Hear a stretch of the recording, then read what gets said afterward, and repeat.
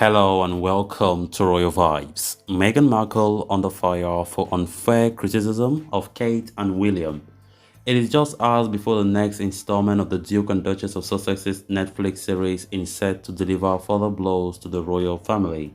So guys, before we get right into it, please do ensure to subscribe if you haven't. Turn on the post bell notification to always stay notified whenever I post a new video.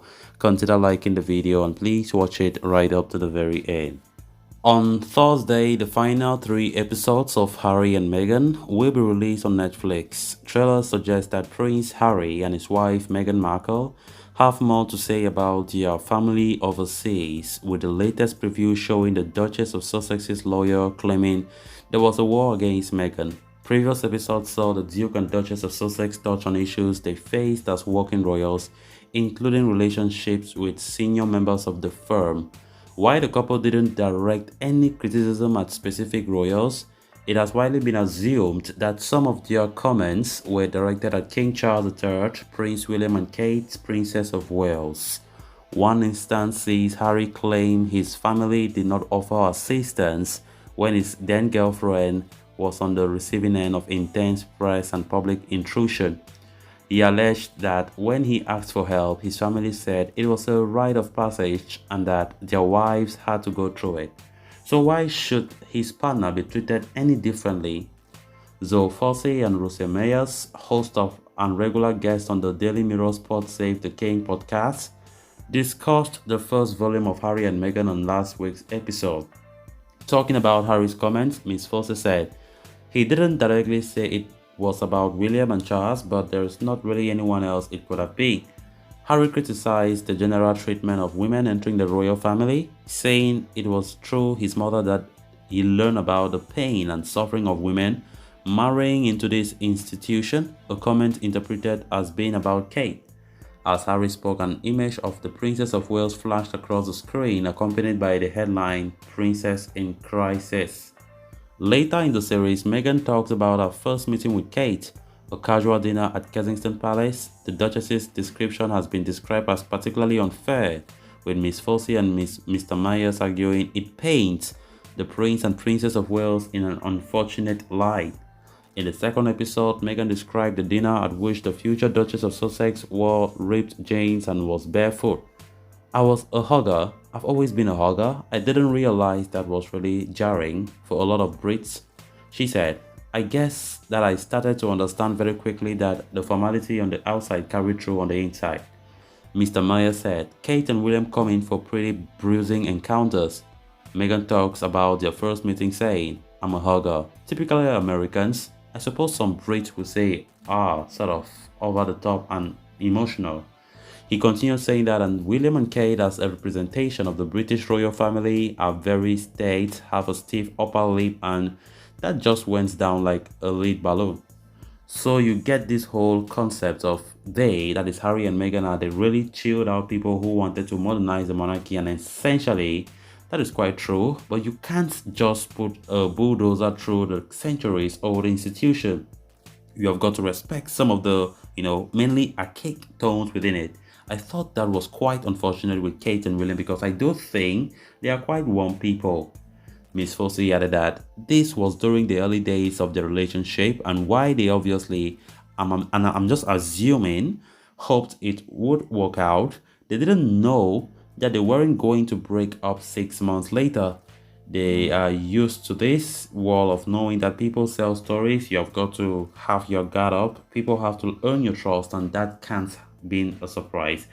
Mr. Myers continued saying that, "I thought it was an unfair interpretation of the event because everybody probably did have their guard up. The fact that they are not all hugging, joking, and laughing, but then to tarnish everyone by saying, I didn't think it would be so jarring, and the fact that this is a lot and they are same. I thought it was pretty unfortunate, and it was like using a sledgehammer to crack a nut.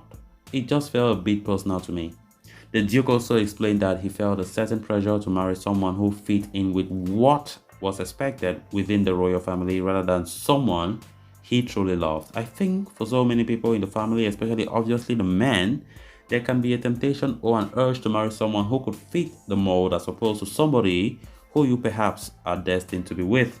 he said, touching on how he takes after his mother, the late Princess Diana, who died in Paris car crash when he was just 12 years old. Harry added saying that the difference between making the decision with your head on or your heart, my mom certainly made most of her decisions, if not all of them, from her heart, and I am my mother's son. The comment has been interpreted as a dig at William's relationship with Kate, with many commentators claiming Harry was suggesting that his older brother only married his current wife to fit the mold. Miss Fossey said it felt like a bit of a dig at William. Whatever your views are on William and Kate, I don't think anyone could say they are not completely in love.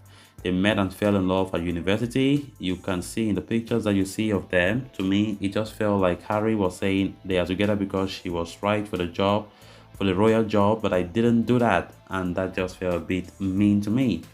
Later, Miss Mayer speculated that Harry and Meghan were alluding to the fact that they are special because they married for love and in doing so broke the mold.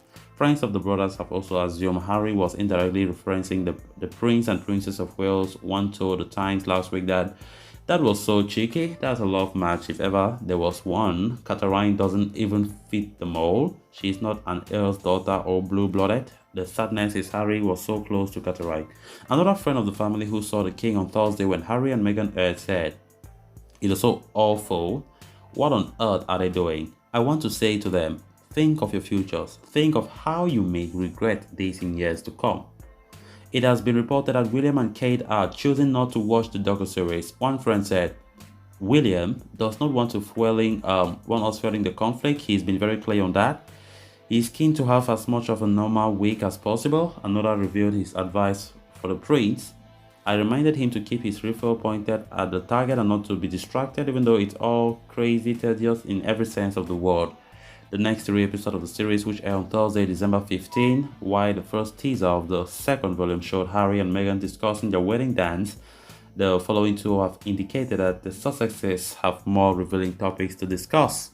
In the teaser, dropped on Monday, Harry turns on the camera and says, "They were happy to lie to protect my brother. It is unclear whether he is referring to the palace or the media." Two different versions of the trailer were released, one on Netflix website and one on the streaming service Twitter page. The first suggests Harry is referring to the press, the second on the palace. So it is presumed that both the palace and the media will come under attack when the final episode airs. Given the prince's mention of his brother in the explosive trailer, many expect the Sussexes to delve further into their fractured relationships with William and Kate.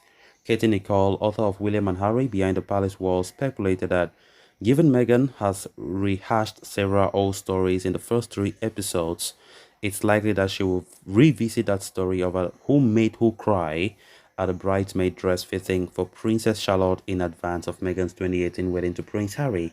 Reports at the time stated that Meghan made Kate cry, but Meghan refuted that in the couple's 2021 interview with Oprah Winfrey, insisting that it was Kate who made Meghan cry.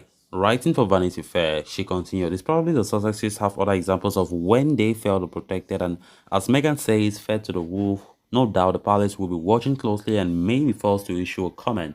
So guys, with that, we have come to an end of this episode. Thanks a lot for watching. Until next time. Bye-bye.